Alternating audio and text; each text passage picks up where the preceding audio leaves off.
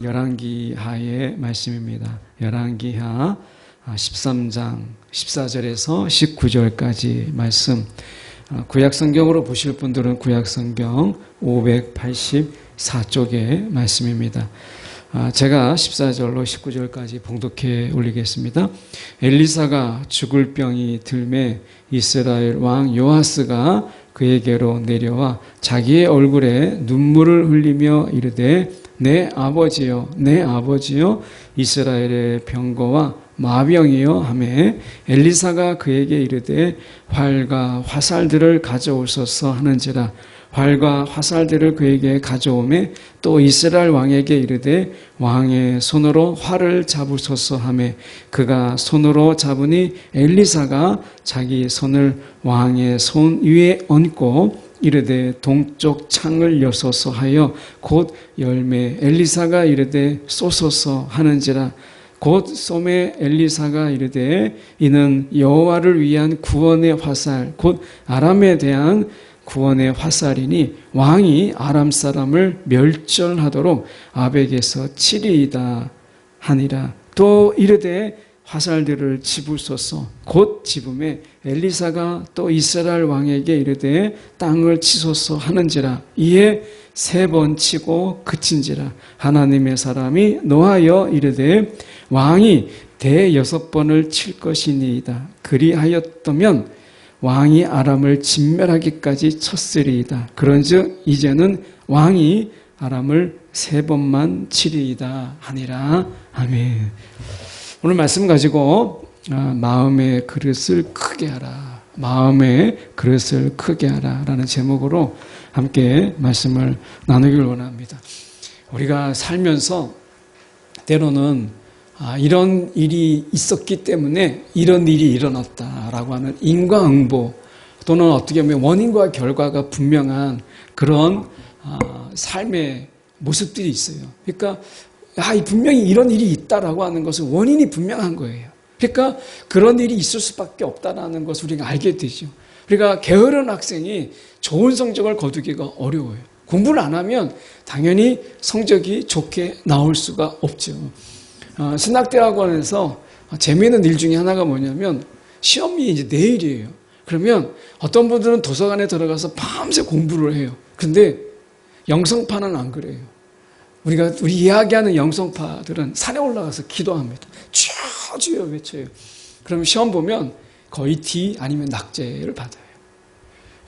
산에 올라가서 기도한다고 해서 시험을 잘 보는 건 아니에요. 시험을 잘 보려면 공부를 해야죠. 하나님의 응답을, 하나님을 찾고자 할 때는 기도를 하는 거죠. 공부가 아니잖아요. 근데 꼭 시험 때 되면 내내 기도 안 하다가 시험 때만 되면 기도하러 가시는 분이 계세요. 그러면 나중에 시험 점수가 안 나오니까 어떨 땐 재시험으로 어떤 땐 재수강을 해요. 공부를 해야죠. 원인과 결과가 뻔한 게 있어요. 근데 때로는 알 수 없는 일들이 있어요. 원인을 알 수 없는데 때로는 그 이유를 모르는데 우리 가운데 일어나는 일들이 있어요. 그리고 해야 될 일이 있어요. 하나님께서 가라라고 말씀하세요. 밑도 끝도 없이 그냥 가라. 아브라함에게 그렇게 말씀하셨어요. 내가 지시할 땅으로 가라. 어디로 가야 되는지, 교통편 어떻게 해야 되는지, 거리가 얼마나 되는지, 그리고 가는 길이 편한지 위험한지 이런 거 전혀 없어요. 그냥 가라라고 말씀하세요. 그런데 가는 거예요. 하나님이 우리 가운데 이유를 말씀하지 않으세요. 그런데 하나님이 하라고 하는 부분 속에서 여러분 어떻게 하실 수 있어요? 오늘 한 사람이 나오는데 굉장히 소심한 가운데 하나님이 말씀하신 것을 그가 순종하긴 하되 그 소심함으로 순종한 자가 겪는 어려움을 저희가 보면서 우리가 하나님 앞에서 우리는 어떤 자인가 라고 하는 부분을 저희가 함께 살펴보려고 해요. 이 성경에서 보면 약간 오늘 수수께끼 같은 이야기들이 몇 번 나옵니다. 16절에 보시면 이렇게 말씀해요. 16절에 또 이스라엘 왕에게 이르되 왕의 손으로 활을 잡으소서. 이렇게 얘기합니다. 왕의 이 손으로 활을 잡으라. 이렇게 이야기합니다. 활은 당시에 아주 강력한, 당시의 문화로는 강력한 무기예요. 근데 활을 잡으라라고 이야기해요. 그러면서 이야기하기를 우리가 16절 하반절에 보시면 그가 손으로 잡으니 엘리사가 자기 손을 왕의 손 위에 얹었다라고 이야기를 해요. 여러분, 활을 당기는 거, 활을 쏴보신 분들은 이게 아시겠지만 저는 안 쏴봐서 잘 모르지만 활을 우리가 보면 어떻게 하죠? 양궁할 때 보면 활을 힘껏 당기잖아요. 그리고 잡고 있어야 돼요. 당기는 것도 어렵지만 활을 잡고 있고, 그리고 어떻게 보면 그 화살을 쥐고 있는 그 자체가 굉장히 힘이 들거든요.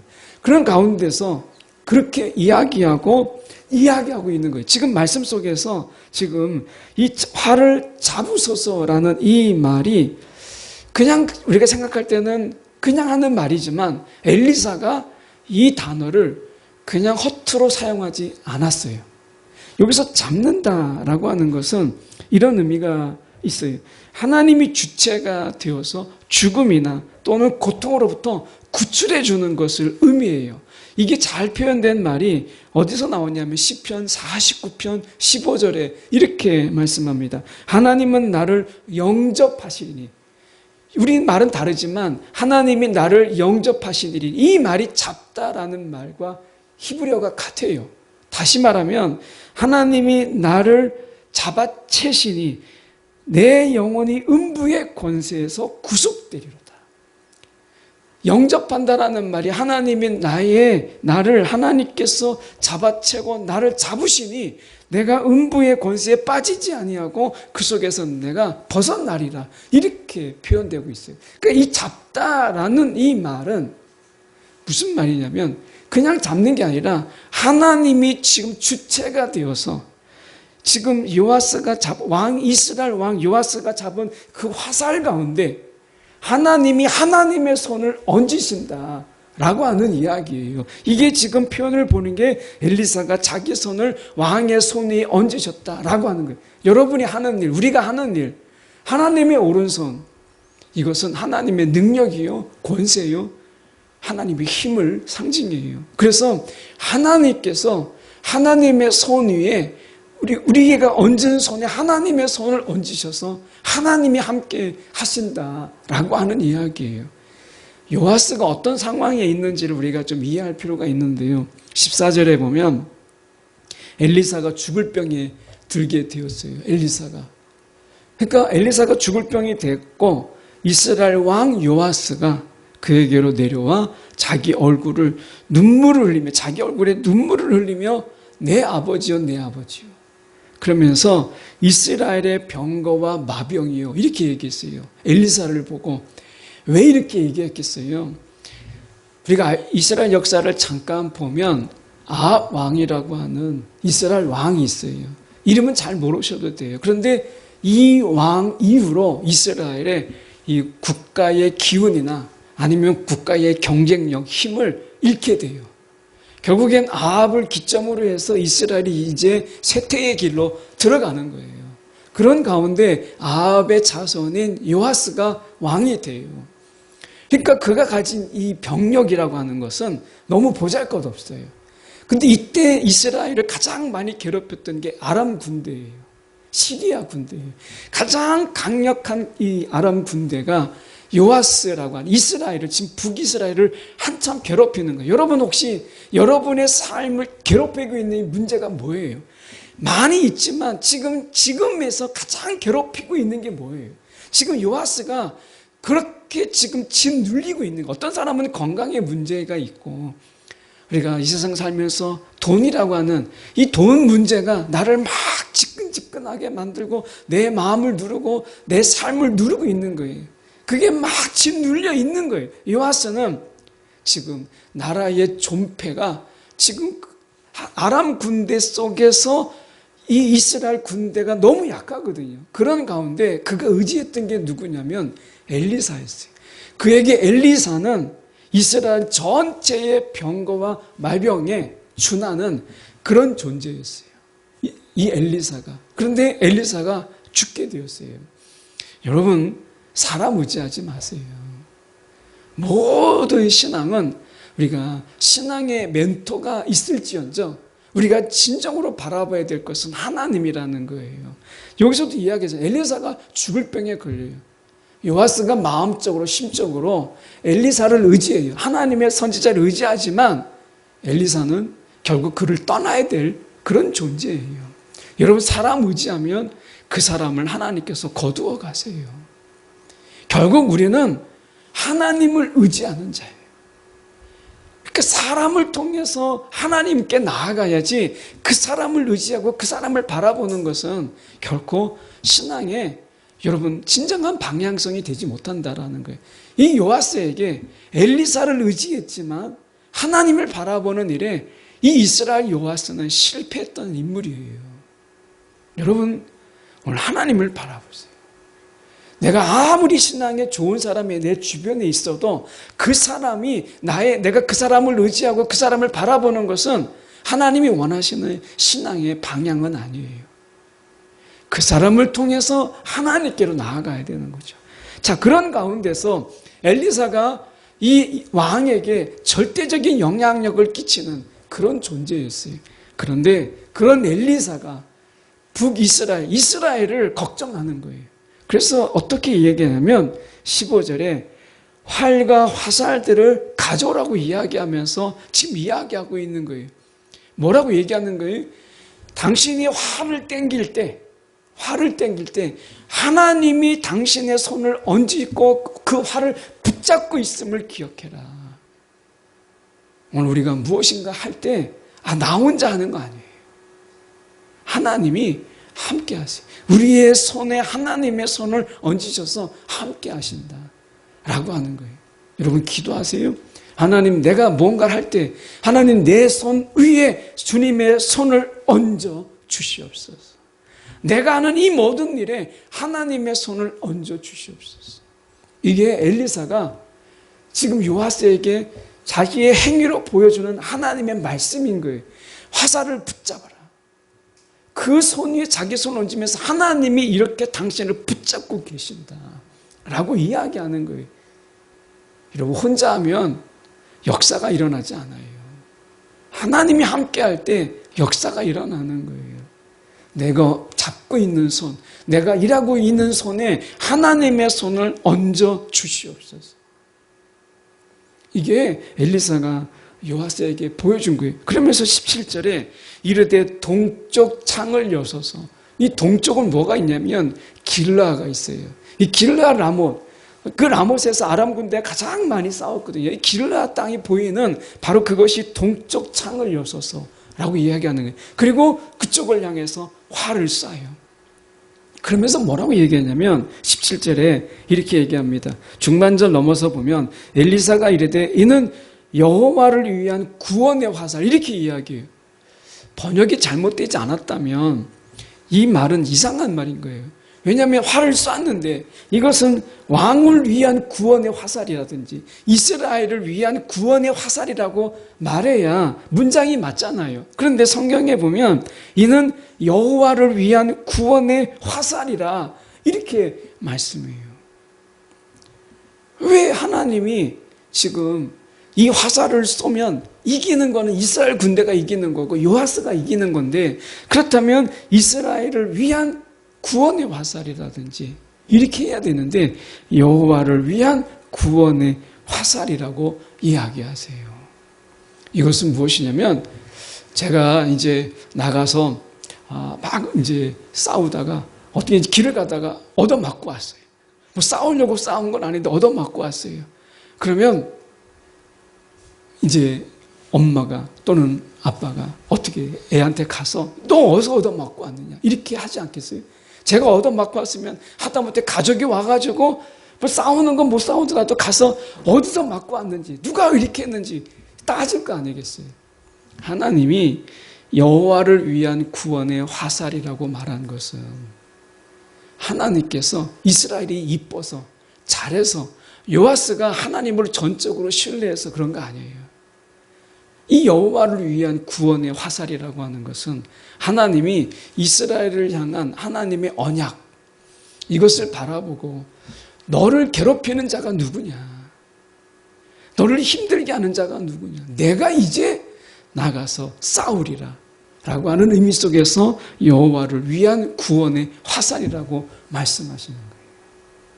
하나님이 이스라엘이 그렇게 믿음으로 정말 신실하게 하나님을 구하는 그런 모습이 아니더라도 하나님께서 그 이스라엘을 어떻게 해요? 하나님께서 그들을 위해서 싸우시고 그들을 위해서 하나님이 그들을 치시는 것을 보게 돼요. 오늘 우리가 찬양을 아까 드리는 가운데 저는 이 찬양이 이 때때로 정말 은혜가 돼요. 여러분 한번 제가 그 전에 실로암이라는 찬양을 부르고 싶어서 부른 게 아니라 너무 갑자기 막 무서움이 몰려오고 그래서 그 찬양을 아는 게 그것밖에 없어서 그 찬양을 100번 이상을 불렀어요. 근데 찬양을 100번 부르잖아요. 다른 게 나타납니다. 여러분 이 찬양을 한 번, 두 번 부르면 잘 몰라요. 근데 10번 넘어가고 50번 넘어가서 100번을 부르잖아요. 그러면 그 가사가 다가옵니다. 그리고 그 가사를 부르는데 그게 나의 마치 하나님 앞에 기도가 되고 그게 하나님의 음성처럼 들려서 정말 눈물이 나더라고요. 저는 여러분이 이 하나님의 부르심이라고 하는 지금 찬양은 많은 경우에 우리가 찬양하는 것보다는 듣는 게 많아요. 어느 순간에 찬양은 감상이 돼버렸어요. 그래서 여러분도 그렇지 않아요? 유튜브 틀어놓고 찬양 틀어놓고 여러분 우리가 듣잖아요. 근데 그것도 귀하지만 찬양은 내가 하는 거예요. 내가. 그래서 우리의 입술에서 떠난 찬양, 귀로만 듣는 찬양은 그 감동을 느끼지 못해요. 여러분이 이 찬양을 따라서 100번 정도 불러보세요. 하나님의 부르심. 그러면 정말 눈물 납니다. 예. 지금 이 시대의 문제가 무엇이냐면 찬양을 듣기만 한다는 거예요. 찬양이 감상이 되어버렸다는 거예요. 음악 감상처럼 마치 우리가 클래식 음악 그거 따라 부르는 거 아니잖아요. 그냥 듣는 거잖아요. 클래식 음악. 그것처럼 우리가 어느 순간에 음악 감상이 되어버렸어요. 찬양이. 언제부터 그렇게 되어버렸어요. 찬양은 우리가 하나님께 부르도록 우리 가운데 주신 거예요. 옛날에 이렇게 곡이 많지 않았을 때 찬송가만 덜렁 갔을 때 여러분 찬송가 어떻게 했어요? 막 하도 찬송 불러가지고 찢어지기도 하고 테이프도 붙이고 막 그랬던 때가 있었잖아요. 지금은 곡이 많은데 듣기만 해요. 여러분 찬양은 내 입술로 내가 노래하는 거예요. 노래하는 거. 그래서 여러분 우리가 좋은 곡, 우리가 하나님의 부르심, 오늘 불렀던 이 찬양 잘 모르더라도 우리가 이 찬양에 대해서 계속해서 여러분 한번 10번, 20번 찬양 불러보세요. 그러면 그 가사 속에서 내가 정말 눈물 나고 그 가사가 내게 전해지고 내 마음이 확 열리고 그러면서 하나님 앞에 그 가사로 기도하고 있는 나를 보게 돼요. 그 가사로. 어쩌면 우리가 지금 다시 본문에 돌아가서 이 요아스라고 하는 이 인물 속에서 우리가 볼 때 저는 이런 생각을 한번 해보게 찬양처럼 하나님이 지금 하나님이 여호와를 위한 구원의 화살이잖아요. 하나님은 찬양을 우리가 듣기만 하는 게 아니라 찬양을 하기를 원하시는 것처럼 하나님이 하시는 일들을 우리가 바라보기만 하는 게 아니라 그 하나님과 함께 하는 것을 원하세요. 하나님과 함께 참여하기를 원하세요. 여러분 우리 신앙이 구경꾼이 되는 신앙. 그래서 우리가 잘못 쓰는 말 중에 예배를 본다라는 말은 아주 치명적으로 잘못하고 있는 거예요. 예배를 본다. 너 오늘 설교 얼마나 잘하나 보자 라고 하는 거예요. 여러분 이런 예배는 하나님이 기뻐하시는 게 아니에요. 예배라고 하는 것은 드리는 거예요. 드리는 거예요. 그 저와 함께 하나님께 내가 예배를 드리는 거예요. 말씀을 듣는 중에 정말 이게 내게 주시는 말씀이 무엇인가라는 속에 귀를 기울이는 거예요. 이게 내가 예배 속에 내가 참여하고 함께 하는 거예요. 오늘 나에게 주시는 말씀이잖아요.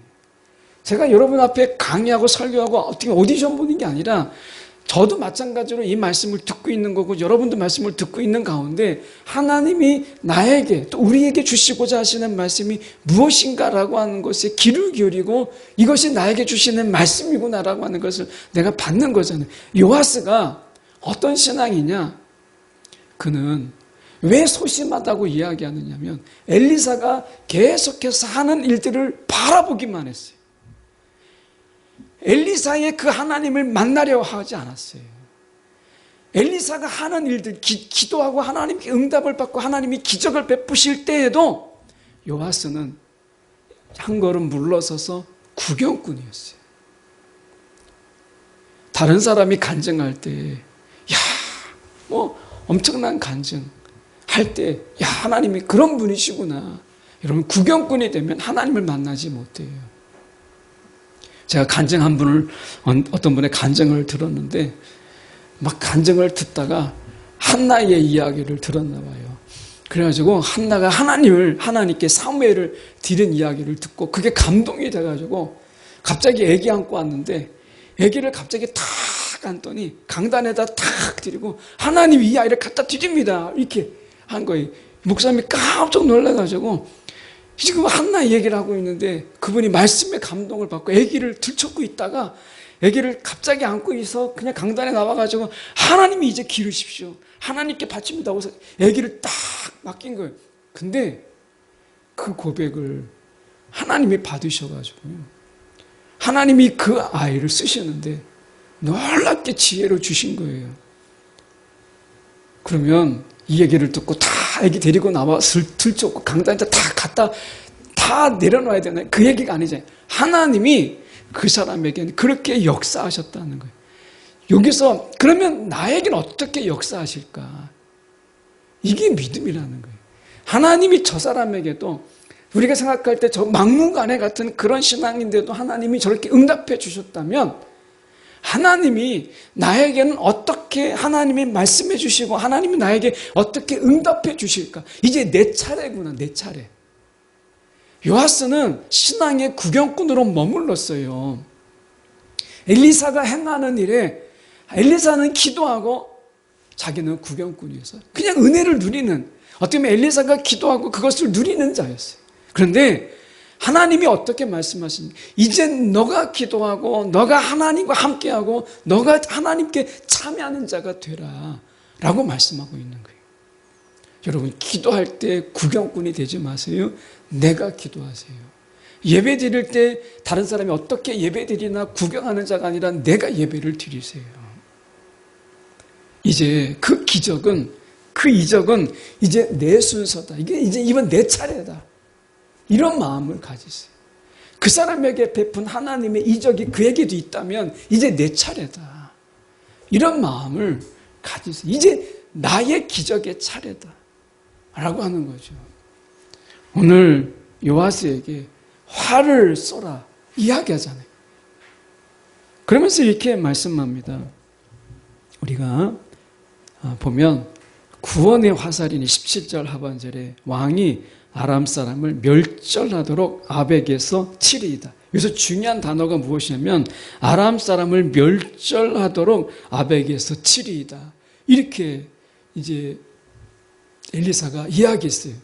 그 다음에 18절을 저희가 보십시오. 18절에 보면 또 이르되 화살들을 집으소서.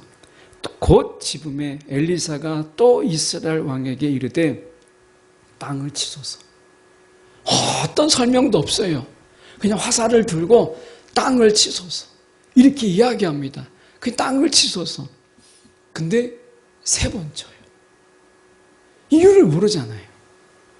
근데 다 치고 나니까 그 의미를 이야기하는데 이렇게 얘기합니다. 19절에 하나님의 사람이 노하여 이르되 왕이 대여섯 번을 칠 것이니이다. 그리하였다라면 왕이 아람을 진멸하기까지 쳤으리다. 이렇게 얘기해요. 사실은 이 요아스가 아람 군대를 치진 않습니다. 아람 군대를 아벡에서 친 거는 요아스의 아들 때에 이 아벡에서 아람 사람을 쳐요. 근데 중요한 게 뭐냐면 이 엘리사가 이야기해주면 좋잖아요. 너 몇 번을 쳐라. 내가 그만할 때까지 쳐라. 그러면 너가 이 아람 군대를 쳐서 거두게 승리케 하시는 하나님의 뜻이다. 숨은 의도가 있다. 하나님의. 이렇게 얘기하면 얼마나 많이 쳤겠어요. 그런데 아무 얘기도 안 했어요. 그리고 땅을 치라고 이야기해요. 여러분 몇 번 치시겠어요? 한 번 치기는 좀 썰렁하고 두 번 치기는 조금 부족한 것 같고 그러니까 소심하게 3번을 친 거예요. 근데 더 많이 쳤더라면 이 생각할 때 제가 본문을 볼 때도 아니 엘리사가 왜 힌트를 주지 않았을까? 엘리사가 힌트를 줬으면 이 요아스가 더 많이 쳤을 텐데 이런 생각 가지잖아요. 근데 실제로는 굉장히 많은 힌트를 줬어요. 17절 하반절에 아람 사람을 멸절하도록 아벡에서 7일이다. 멸절하도록이라는 말에 힌트를 줬고요. 사실은 더 중요한 힌트가 여기에서 땅을 치소서라는 말이에요. 여기서 치다라는 이 말이 굉장한 의미를 담고 있는 당시에 이 말은 굉장한 힌트를 담고 있어요. 이 치다라는 말은 아주 치명적이진 않아요. 그런데 우리가 타격으로 다른 사람을 치거나 때리는 것을 이야기합니다. 그런데 이 말이 하나님이라는 그 하나님이라는 말과 합쳐지게 될 때, 하나님이 하셨다라는 말과 합쳐지게 될 때는 전혀 다른 뜻이 돼요. 자, 그래서 이 뜻이 신학적으로 어떻게 쓰이냐면 열왕기하 6장 18절에는 사람의 눈을 치니까 사람들의 눈이 멀게 되었다. 하나님의 심판을 이야기하고 신명기 28장은 우리가 이야기할 때 보면 하나님이 치셨다. 이건 재앙의 의미가 있어요. 또 하나는 우리가 열왕기상에 우리가 보면 하나님께서 죄에 대해서 심판을 내리실 때 이것을 친다라고 얘기하는 거예요. 그러니까 다시 말하면 하나님이 그들을 치시고 하나님이 그들을 심판하시고 하나님이 그들에게 재앙을 내리신다라는 의미예요. 그러니까 땅을 치소서라는 말은 이제 하나님이 하시는데 하나님이 정말 몇 번이나 도와주시기를 원하십니까? 이런 의미가 땅을 치소서라는 말 속에 담겨져 있는 거예요. 그러면 요아스가 왜 몰랐을까요? 여러분, 영적으로 예민한 게 필요해요. 영적으로 예민함이 필요한 거예요. 영적으로 둔감하면 모르는 거예요. 제가 한번 식당에 갔는데 식당에서 밥을 먹는데 이제 반찬 같은 걸 갖다 줄 거 아니겠어요? 근데 반찬 같은 걸 갖다 주는데 이 식당 종업원이 반찬을 내려놓는데 마치 던지듯이 툭 던져놓는 거예요. 그러니까 조용히 내려놓는 것도 아니고 반찬을 던지듯이 마치 개밥 그릇을 던지듯이 던지는 거예요. 그러니까 이게 벌써 기분이 굉장히 나쁜 거예요. 아니 이게 밥을 먹으라는 거지 뭐 기분 나쁜 걸 나에게 화를 풀고 있는 건가? 내가 뭘 잘못했나? 밥그릇을 이렇게 집어던지니까 그래서 벌떡 일어나서 따질 뻔했어요. 제가 그때 생각한 게 내가 굉장히 이런 거 예민하구나. 혹시 여러분 무시당하는 거, 혹시 여러분이 여러분이 깜보는 거 이런 거에 여러분 어떠세요? 둔하세요? 아무리 둔한 사람도 우리가 나를 무시한 것 같다 하면 굉장히 예민해질 거예요. 영적 예민함을 이야기하는 거예요.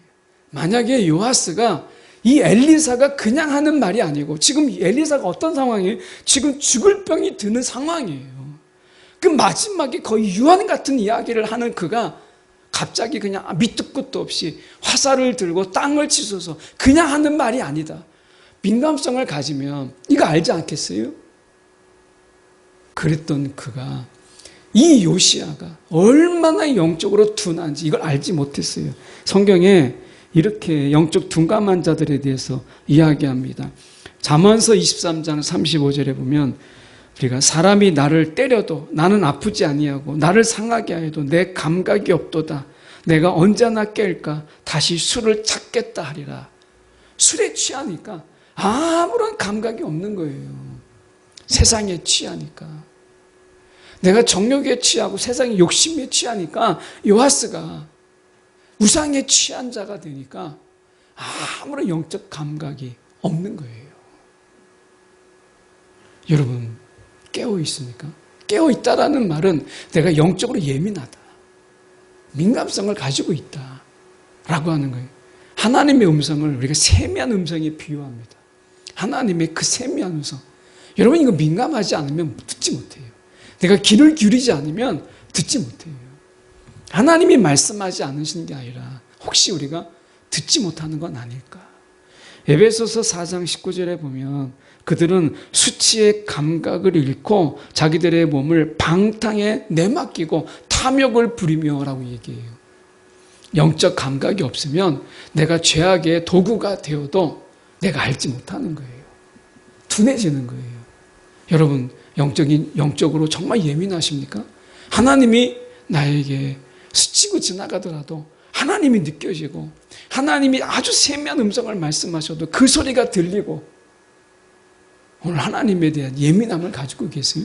지금 이 엘리사가 땅을 치소서라는 그 말이 그냥 하는 말이 아니고 하나님의 내가 이제 얼마나 너를 위해서 내가 칠까? 얼마나 내가 너를 도와주랴? 내가 얼마나 너와 함께하랴? 라고 하는 이 말씀을 말씀하고 계시는 거잖아요. 그 단어 속에 엘리사가 그냥 많고 많은 말 중에 그냥 쓴 게 아니라 땅을 치소서라는 속에 굉장한 힌트를 주고 있고 그 속에서 지금 믿음으로 담대하게 땅을 여러 번 치기를 간구하는 거잖아요.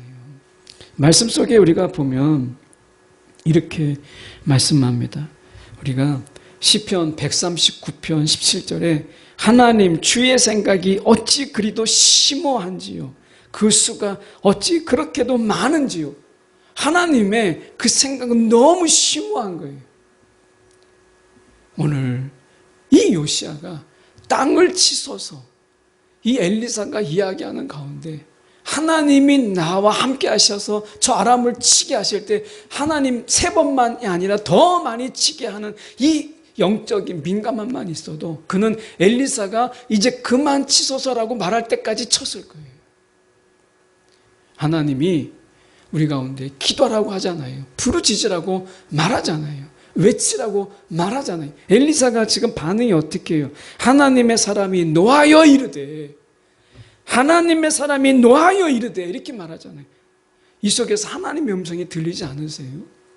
내가 도와주겠다고 이야기하고 내 입을 크게 열라고 얘기하고 내가 너희가 구하면 내가 주겠다고 이야기하는데 왜 구하지 않느냐 라고 말씀하시는 것처럼 들리지 않으세요? 여러분 지금 이 하나님의 사람이 죽음을 목전에 두고 있는 그가 지금 왕에게 노하고 있는 거예요. 왜 구하지 않느냐? 여러분 혹시 믿음의 소심함 내가 구한다고 하나님이 들어주시겠어? 내가 기도한다고 하나님이 응답해 주시겠어? 이런 믿음 없는 이런 소심함 속에서 이 요아스의 이 소심함은 성격적 소심함이 아니라 믿음이 부족한 거예요. 믿음이 없는 거예요. 하나님이 오늘 주시겠다고 말씀하시는데 하나님이 주겠다고 다 예배해 주셨는데 구하지 않는 우리들을 향하여서 하나님은 노하시고 계시다라고 하는 거예요.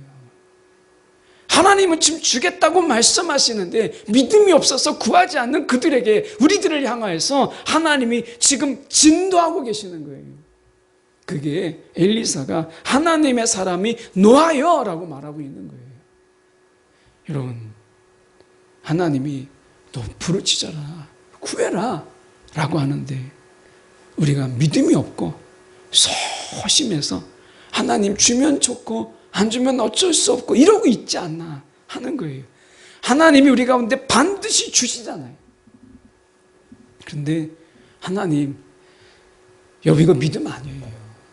하나님 우리가 간구할 때 주실 것을 믿고 간구하는 거잖아요. 근데 기도는 했는데 주면 좋고 안 주면 어쩔 수 없고 이게 굉장한 믿음같이 보이죠? 아닙니다. 오늘 요아스가 땅을 3번 치라고 땅을 치라고 할 때 그냥 3번 아무런 의미 없이 3번을 쳐요. 그 의미를 그가 깊이 새겼다면 하나님이 나에게 승리를 주신다면 하나님 내가 3번으로 만족하지 않겠습니다. 하나님이 엘리사가 멈추라고 할 때까지 치지 않았겠어요. 우리가 지금 이 요아스 왕이에요. 하나님이 지금 우리 가운데 묻잖아요. 하나님께서 너에게 기도해라 구하라 부르짖으라 말씀하시잖아요. 하나님이 주시겠다고 약속의 말씀을 얼마나 많이 새겨놨어요. 성경 속에. 웬만큼 성경 우리 몇 장 넘기다 보면 하나님이 주시겠다, 하나님 응답해 주시겠다. 여러분 성경 통독하다 보면 진짜 몇 장 안 넘어가면 하나님이 주시겠다, 부르짖어라 얼마나 많이 나와요. 그런데 우리가 이런 말씀에 대해서 귀를 들이지 않는 거예요. 영적 예민함이 없는 거예요. 그러니까 하나님이 주시겠어? 내가 기도한다고 하나님 응답하시겠어? 라고 하는 거예요. 구하지 않는 거예요. 간구하지 않는 거예요. 바라지 않는 거예요. 하나님이 얼마나 속이 터지겠어요. 왜 3번만 치느냐고. 하나님의 사람이 노하여 왕이 대6번을 칠 것이니다. 엘리사가 이렇게 노하잖아요. 왕에게 지금 죽어가는 그가. 하나님이 우리를 향하여 노하고 계세요. 기도하지 않는 우리들을 향해서, 부르짖지 않는 우리들을 향하여서 하나님이 노하시는, 하나님이 도와주시겠다. 근데 너가 하는 일에 나의 손을 얹고 네가 하는 게 아니라 이제 내가 하는 여호와를 위한 이제 내 일로 내가 삼겠다. 이렇게 말씀하시잖아요. 이렇게까지 다 이야기했는데 땅을 3번만 치는 거예요. 여러분, 얼핏 생각할 때 저도 엘리사가 조금만 좀 힌트 주면 이 아람 군대에 치는 승리의 숫자입니다. 더 치십시오. 이렇게 한마디만 더 했었어도 요아스가 얼마나 쳤겠어요? 근데 하나님이 우리 가운데 무엇을 보시는 거예요? 영적인 예민함을 보는 거예요. 영적인 예민함. 요아스가 지금 이 엘리사가 주는 힌트, 이 치소서, 땅을 치소서 하나님이 하십니다. 하나님이 얼만큼 하실까요? 라는 이 말을 알아듣지 못한 거예요. 여러분, 우리가 하나님께서 이렇게 말씀하셨어요. 요한복음 12장 40절에 주께서 그들의 눈을 멀게 하셨고 그들의 마음을 무디게 하셨으니 이는 그들이 있어도 보지 못하게 하고 마음으로 깨달아 돌이키지 못하게 해. 이렇게 돼 있어요. 여러분, 하나님의 심판이 들어도 듣지 못하고 보아도 보지 못하는 거예요. 영적으로 우리가 깨어서 영적인 예민함을 갖는 것이 은혜라는 거예요. 여러분, 거저 생기지 않습니다. 여러분, 하나님께 우리가 기도하고 부르짖고 외치고 할 때 여러분, 우리가 그 예민함이 회복되는 거예요. 그래야 하나님이 그냥 스치듯이 하는 말씀 속에서도 그것을 하나님의 숨겨진 의도를 발견할 수 있는 거예요. 여러분, 오늘 하나님께서 우리 가운데 이렇게 말씀하세요. 야고보서 3장 4절의 말씀 이렇게 말씀합니다. 보십시오. 배도 그렇습니다. 배가 아무리 커도 또 거센 바람이 몰려와도 매우 작은 키 하나로 조정하여 사공이 가고자 하는 곳으로 끌고 갑니다. 키가 필요해요. 아무리 큰 배도 어떤 키가 어떻게 조정하는지에 따라서 그 배가 우리가 가는 거예요. 여기 보면 거센 바람이 밀려와도 매우 작은 키 하나로 조정하는 거예요. 그게 뭐냐? 믿음이라는 거예요. 믿음. 여러분, 우리의 삶이 아무리 커 보이고 우리 가운데 거센 풍랑이 우리 가운데 와도 믿음의 키가 우리 가운데 있으면 여러분, 그걸 헤쳐나갈 수 있는 거예요. 하나님 이거 근데 주셨잖아요. 담대함으로 구하라고. 여러분, 우리가 마음의 크기를 크게 하세요. 하나님이 우리 가운데 구하라고 말씀하셨어요. 마음의 담대함으로. 여러분, 우리 마음이 하나님 앞에서 너무 작지 않으세요? 어린 아들을 보세요. 그냥 게임한다고 탱자탱자만 아무것도 안 하고 그냥 내내 놀다가 용돈 달라고 할 때 어떡하죠? 엄마 돈 내놔. 이렇게 하잖아요. 엄마 돈 줘. 맡겨놓은 것도 아닌데 그 대범 마음은 어디서 오는 건지 놀랍잖아요. 아이들이 용돈 달라고 할 때 보세요. 막 사정하면서 아쉬울 때 그럴 때도 있지만 그러니까 아이들이 너무 대범한 거예요. 아니, 너무 깜짝 놀라는 거예요. 엄마 10,000원만. 10,000원 벌기가 얼마나 어려운지 아이들이 모르잖아요. 근데 돈 1,000원 줘도 막 금방 손살같이 쓰는 아이들이 10,000원, 뭐 20,000원 너무 우습게 여기는 거예요. 엄마 20,000원, 30,000원. 저희 집 아이도 그런 애가 있어요. 누구라고 말을 못하는데 너무 과감하게 엄마 5만 원 맡겨놓은 거예요. 뭐 저보다 더 많이 써요, 돈을. 엄마, 하나님 앞에 저는 그 아이를 보면서 하나님 앞에 이 아이보다 못한 마음의 담담이 없구나. 하나님 주세요. 이런 마음의 크기를 크게 하세요. 소심한 것은 하나님 앞에 겸손이 아니에요. 소심한 것은 하나님 앞에 절대 겸손이 될 수가 없다는 게 믿음이 없는 거죠. 하나님 우리 가운데 담대함으로 구하라 라고 말씀하잖아요. 여러분 앞에 어떤 풍랑이, 어떤 어려움이 있습니까? 우리 가운데 하나님의 믿음의 키를 주셨잖아요. 이것만 있으면 풍랑을 헤쳐나갈 수 있다고 말씀하시는 거예요. 오늘 우리가 로마서 8장 27절에 사람의 마음을 깨뜨려 보시는 하나님께서는 성령의 생각이 어떠하신지를 압니다. 성령은 하나님의 생각을 너무나 잘 아세요. 그런 성령을 우리 가운데 주셨어요. 생각해 보세요. 여러분 우리가 생각해 보세요. 하나님의 마음을 몰라야, 하나님의 숨겨진 의도를 몰라야 우리가 구하지 않잖아요.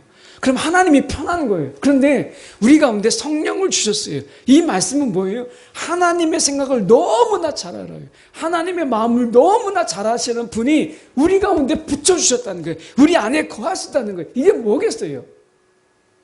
하나님의 숨은 의도를 이제 다 하나님께서 다 해치고 하나님이 모든 의도를 알게 하셨다는 거예요. 성령이 내 안에 있다는 것은 이제 하나님의 숨은 의도가 다 알게 되었다. 성령이 하나님을 얼마나 잘 아시겠어요? 그러면 성령 안에서 기도한다 라고 하는 것은요, 너무나 쉬운 거예요. 하나님의 숨겨진 의도를 다 알고 기도하는 거니까. 여러분, 성령 안에서 기도하세요. 성령이 하나님의 숨겨진 의도, 엘리사는 말하지 않았잖아요. 성령은 말씀하세요. 하나님의 숨겨진 의도를 우리 가운데 구하라고 하시는 거예요. 하나님이 주실 거야. 아니, 하나님이 이미 주셨어, 예비하셨어라고 말씀하시는 게 성령이에요. 엘리사는 땅을 치소서라고 얘기할 때 숨겨진 의도를 말하지 않았어요. 힌트만 주었죠. 성령은요, 그렇게 하지 않으세요. 성령은 이걸 외치라고 하는지 알아? 너에게 승리를 가져다 주려고 하는 거야. 너 마음껏 쳐. 이게 성령이에요. 성령이 우리 가운데 주셨는데도 지금도 구하지 않으면 하나님이 무엇을 할 수 있을까요? 하나님의 마음은 또 얼마나 속상할까요? 여러분, 우리 가운데 하나님을 아시는 성령을 주셨어요. 구하라. 여러분, 성령이 구하라고 하면 하나님의 분명한 뜻을 알고 있기 때문에, 하나님의 예비하심을 알기 때문에 우리 가운데 구하라고 하는 거예요. 성령을 따라서 하는 사람이 손해본 적이 있어요? 없습니다. 예. 만약에 성령을 따라 했는데 손해보는 자가 있다면 여러분, 우리가 예수 믿는 길을 포기해야 돼요. 근데 성령을 따라하는 자들이 이 세상의 삶 속에 손해본 자가 없어요. 오늘 엘리사보다 우리 가운데 하나님의 뜻을 훨씬 더 분명하게 하는 성령을 우리 가운데 주시고, 그 성령을 통하여 간구하게 하시는 이 하나님의 뜻 우리가 안다면 구하지 않는 게 하나님의 속상함이고 하나님이 화를 내시는 거예요. 우리가 믿음이 없이는 하나님을 기쁘시게 못해요. 여러분들의 믿음으로, 믿음의 간구로 하나님을 기쁘시게 하는 저와 여러분의 삶이 되기를 간절히 소망합니다. 기도하겠습니다.